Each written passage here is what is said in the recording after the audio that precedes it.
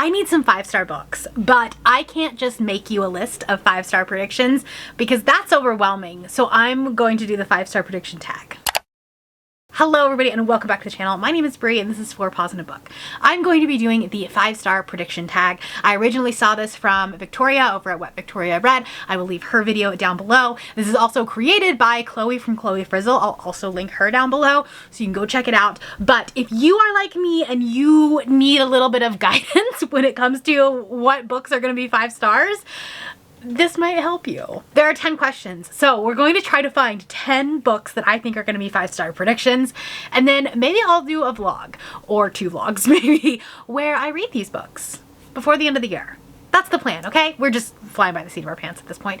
But the first one is a 5-star book prediction that is by a favorite author.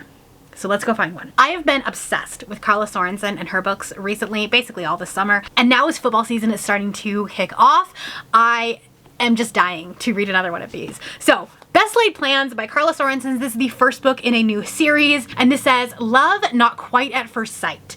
He is a former Dallas football player. He's weathering a lot of changes. Retired from football, mourning the loss of his best friend, and now he's been bequeathed to a dilapidated house in northern Michigan he doesn't want. To his surprise, it comes with a long-legged, blindingly optimistic renovation manager with big ideas for Burke's inheritance. She's passionate, irritating, and irresistible. It's gonna be like a little opposites attract. I think this is gonna be a lot of fun. Okay, the second one. 5-star prediction. Someone else loving it got you excited. Okay, I am very late to this party. However, last year, everyone was talking about One Dark Window by Rachel Gillick, and so I think that I'm going to give this one 5 stars. It's dark, it's gothic, it's romantic-y. I think that this feels like very fall, and I definitely want to read it by the end of the year, so we're going to put this on the list. There once was a girl, clever and good, who tarried in shadow in depths of the wood. There was also a king, a shepherd by his crook, who reigned over magic and wrote the old book. The two were together, so the two were the same. The girl, the king, and the monster they became. Okay. Here we are. Okay, number 3 is the blurb/tropes are so your thing. I'm doing this blind. I did not prep this, so let's go find a book for that one. Okay, another micro trope that I've kind of fallen down the rabbit hole recently, cowboy romances. So this might be a little bit of a stretch because I didn't give the first one 5 stars, but I think I might give the second one, and that's Wyatt by Jessica Peterson. I talked about this in a recent video. I don't know if this one or that one is going up first, so you may have already seen this, but this is like a best friends to lovers slash like fake dating, and those are my tropes when it comes to contemporary romance. So like she's a city girl, but she's like going back to her hometown. He is like the playboy cowboy, like, you know, the heartbreaker kind of thing. And then he's like, she basically like wants him to like be his wingman, but then they fake date, they fake kiss, they real flirt, you know, that kind of whole thing. And I think this is gonna be a good time. I really, really do. So we're putting this one on the list for sure. Okay, the next one is your most anticipated future release. Oh goodness, I don't know. I think it's gonna be Brimstone by Callie Hart. This is the sequel to Quicksilver. It comes out in November. I loved Quicksilver with my entire heart and soul. I love that book. The last 100 pages, like I'm gonna have to reread it before I read Brimstone, but the last 100 pages, my jaw was on the floor. Okay, I love that book so much, and I think I'm gonna love Brimstone too. All right, number 5 is a bold, risky prediction that you need to manifest into 5 stars. I think I have one for this, hold on. Not only is this a chunky book, it's also a very risky book in the fact that it is a very dark romance that I have had friends both love and DNF. And I feel like I'm in my dark romance era right now. I'm reading some very messed up things, but I haven't quite ventured into this one yet. And I'm either going to be so terrified of it that I'm gonna DNF it very quickly, or it's gonna be 5 stars. There's no in between for me. And so that's Haunting Adeline by H.D. Carlton. This is like a stalker, serial killer romance, I think. The Manipulator. I can manipulate the emotions of anyone who lets me. I will make you hurt, make you cry, make you laugh and sigh. But my words don't affect him, especially not when I plead for him to leave. He's always there, watching and waiting, and I can never look away, not when I want him to come closer. listen, this is a risky one and I'm manifesting the 5 stars, but also like it's giving spooky season, but make it romance. So I think I need to read that this fall. The next one is a book that you've been putting off reading because your hopes are so high. I think I have a good one for this one too. I could have also used this one for the everyone's talking about it and now I have FOMO prompt, but Arcana Academy is this like tarot-based magic. It's a romantasy, it's a professor and student. There's like so many tropes and buzzwords for me in this book that I feel like I'm gonna love it, okay? And if I don't love it, I'm gonna be really sad. This is going to either be a 5-star read or it's going to be on my biggest disappointments of the year. I don't think there's going to be an in-between here because anything less than 5 stars is going to be a disappointment for me. So because of that, I've kind of been putting it off.